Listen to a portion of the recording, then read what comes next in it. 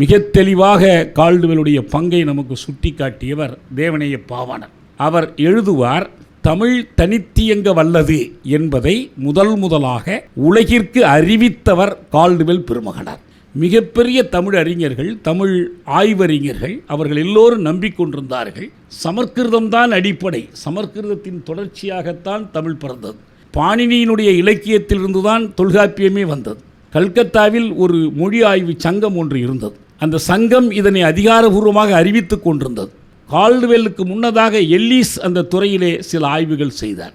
ஆனால் அவர் ஒரு 40 வயது தான் வாழ்ந்தார். அவர் தமிழிலும் தெலுங்கிலும் ஆய்வுகள் செய்தார். ஒரு அரசு அதிகாரியாக சென்னைக்கு வந்து தமிழிலும் தெலுங்கிலும் ஆய்வுகள் செய்து, இந்த தமிழிலும் தெலுங்கிலும் இருக்கக்கூடிய உறவு பெயர்கள் தமிழுக்கு மட்டுமே உரியவை, தெலுங்குக்கு மட்டுமே உரியவை, இவை வேற்று மொழியிலிருந்து பெறப்பட்ட சொற்கள் அல்ல என்பதன் அடிப்படையில் இந்த தமிழுக்கும் தெலுங்குக்கும் இருக்கிற தனி இருப்பை அவர் மெய்ப்பித்தார். ஆனால் கால்டுவெல் தான் இதை முழுமைப்படுத்தி இந்த ஒரு மொழி குடும்பத்திற்கு முதல் மொழியாக இருப்பது தமிழ், தமிழை ஒட்டி தான் மற்ற மொழிகள் வந்தன.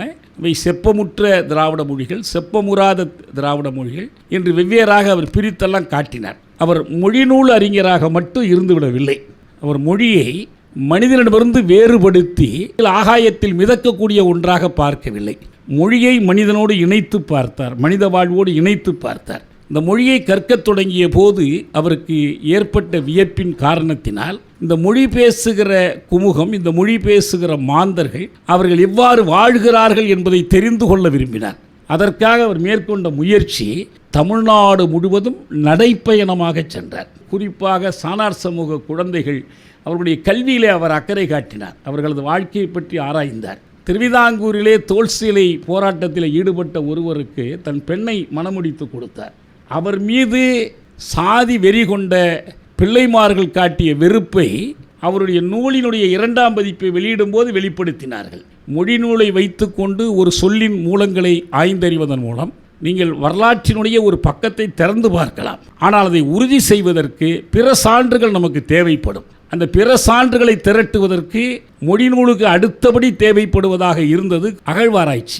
இந்த அகழ்வாராய்ச்சியில் அவர் தானே நேரடியாக ஈடுபட்டார். அவ்வளவு ஆர்வத்தோடு இந்த மக்களுடைய வாழ்வோடு கலந்து வாழ்ந்தார். ஒரு குளிர் நாட்டிலே வாழ்ந்தவர். நீங்கள் தேரிக்காட்டினுடைய செம்மண்ணினுடைய வெப்பத்திலே வாழ்ந்தார். இந்த மக்களோடு வாழ்ந்து ஆய்வுகள் செய்ய வேண்டும் என்பதற்காக அவர் பாவாணரே சொல்வார், இந்த தூய தமிழ் இயக்கம், தனித்தமிழ் இயக்கத்தை நிறுவுவதற்கு அடிப்படையாக இருந்தது கால்டுவெல்லினுடைய அந்த முயற்சி.